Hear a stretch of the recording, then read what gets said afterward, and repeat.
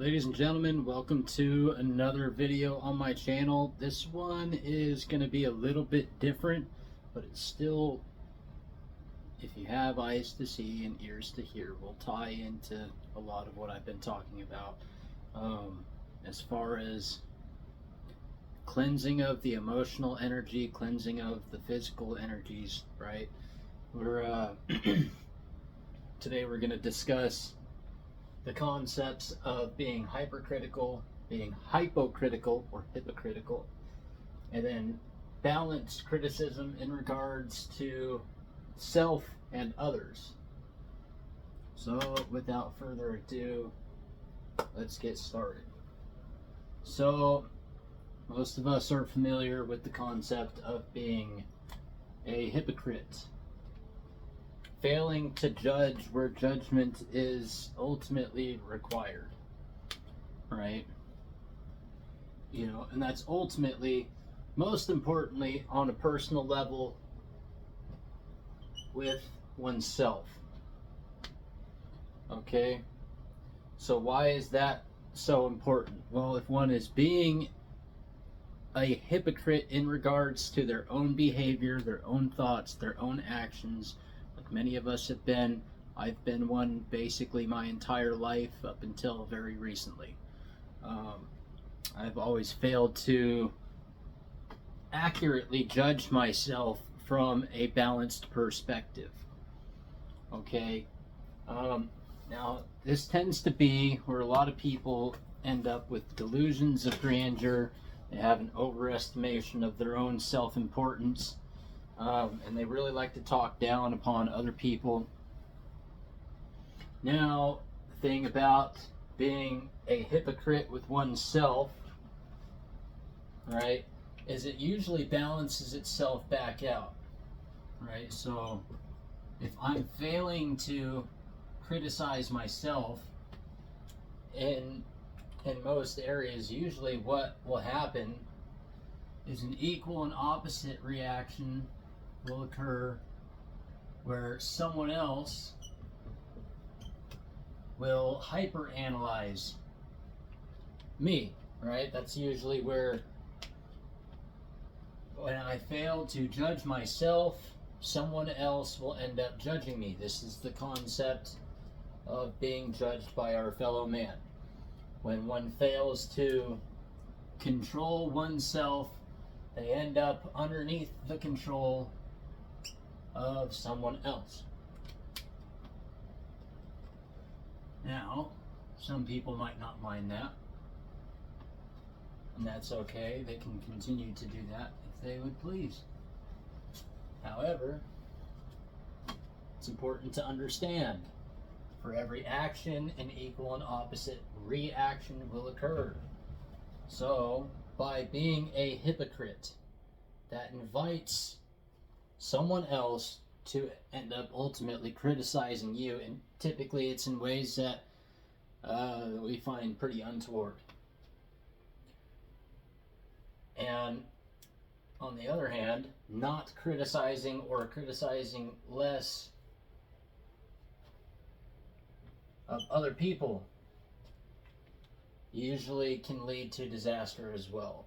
Now, it's important to make sure that when one is judging, first and foremost, one is judging one's own self.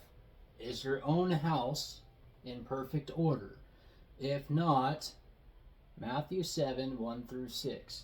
Okay? Pretty simple, pretty self-explanatory.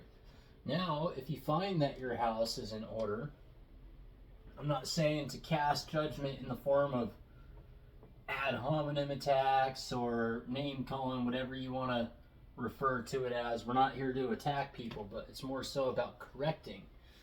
If your brother is saying 2 plus 2 equals 5, it is ultimately our responsibility as our brothers keepers and sisters keepers to correct the false information. If your brother thinks that sticking his hand on a hot stove is going to feel pleasant in any sort of manner, unless he's a sadist, I mean, why judge? To each their own. Then ultimately it is our responsibility to try and tell them, hey, that's not going to feel very good. It's the same concept as if your brother is going out to smoke some dope, shoot some heroin or something, like, hey man, I hope you know what you're getting into. That's not a very smart idea, especially not if you're trying to stay alive and everything. Now, usually failing to look at other people ends up with the self being hyper-criticized, so to speak.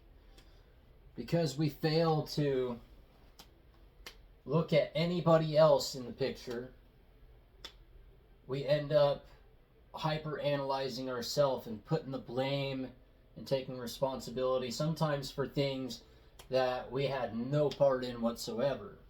I mean, other than either being a witness or just kind of happening to be alive in and around that time. Now, there is some truth to hyper-criticizing one's own self.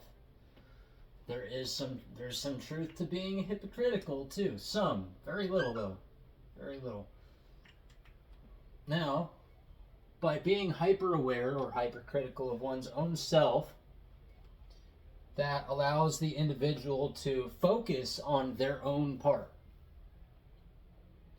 Right? So if I walk, Ben Shapiro talks about this one, if I walk down the street with, say my cell phone or something, waving it above my head in the middle of a dark alley in a shady part of downtown Portland, for example, and someone robs me, obviously, I'm the one that got robbed, okay? I didn't commit the atrocity, I didn't commit the robbery, right? However, I had a part to play in it as well. If I am being bullied by somebody physically, and I fail to stand up for myself, yes, that person is the one being the bully, that person is the one committing the violence. However, by not standing up for myself, I'm allowing it to happen. And not only that, but also I am reinforcing that behavior in that other individual. I'm basically programming them to think that that is acceptable behavior in terms of hypocrisy versus hypercrisy. Okay, so being hypercritical of others usually means that someone is being hypocritical of themselves. Being hypercritical of oneself usually means someone is failing to look at the others around them. Now, all balance ultimately begins with one's own self. How can I be honest to or about anyone else if I am failing to be honest to and about myself first and foremost? And this is where the balance comes in. So, while I may have waved my wallet above my head in that shady part of downtown Portland, I knew that that area was messy. I knew that that area had some rather untoward characters in and around it. I knew that waving my wallet above my head was a rather unintelligent idea. And I knew that doing such activities could result in my harm or my being robbed. But me being robbed is ultimately a harm in and of itself. Now, had I failed to wave the wallet above my head, there's still the possibility that I could have been robbed. That's not the point. I went down that alley. I went down that street. I put myself in that location. So, first and foremost, I need to address that. It doesn't mean to not recognize that I was robbed by someone else. It doesn't mean to not recognize that the other person committed a wrongdoing. However, in the spirit of balanced criticism, while I recognize that that person, the other party, had a part to play in this. Right? The other party had a part to play in this. Ultimately, I'm taking responsibility for my own actions. And by doing so, that ultimately, once again, through the love and lack of resistance, allows the energy to flow freely and circulate back around, right? Ultimately, just energy flowing from source through the processing and out the exit, input, process, output, in a logical and loving way. And when one when one is able to find that balanced criticism, ultimately things seem to go a lot smoother. Doesn't mean, again, that there are no other parties involved. Just makes our part the focal point to us. Makes my part in things my own focal point. And that's how I learn. That way I avoid that part of downtown Portland at certain times of the day. I don't carry certain amounts of money on me. I don't go waving stuff above my head that are valuable, things that above my head that are valuable. You catch my drift. But anyways, the next thing I wanted to talk about in regards to the equal and opposites is the concept of self-control, lack of self-control, trying to control others, and ultimately lack of trying to control others. Right? So while ultimately our own part in things is our own responsibility, it's important to recognize that failing to control the self will end up with the self being under someone else's control.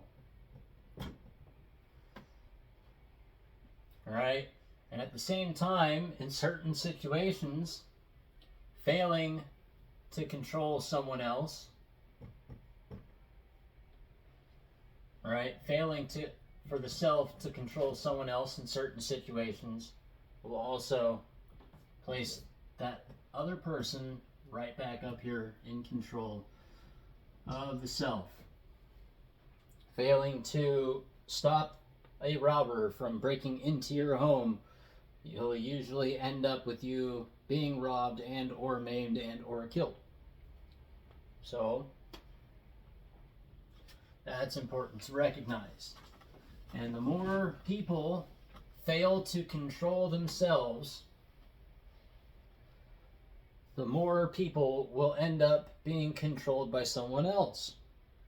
And the more people learn to control themselves, the more people develop self-control. It's a muscle. It's a muscle. If you don't use it, you lose it, right?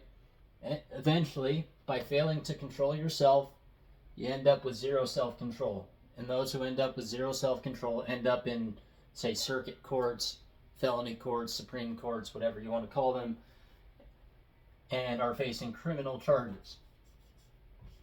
And at the same time, those who constantly try to control others usually end up making a target out of themselves and eventually end up being controlled by someone else likewise. So I hope everyone got something out of this. If you did, like, comment, subscribe, you know the deal. Anyways, peace.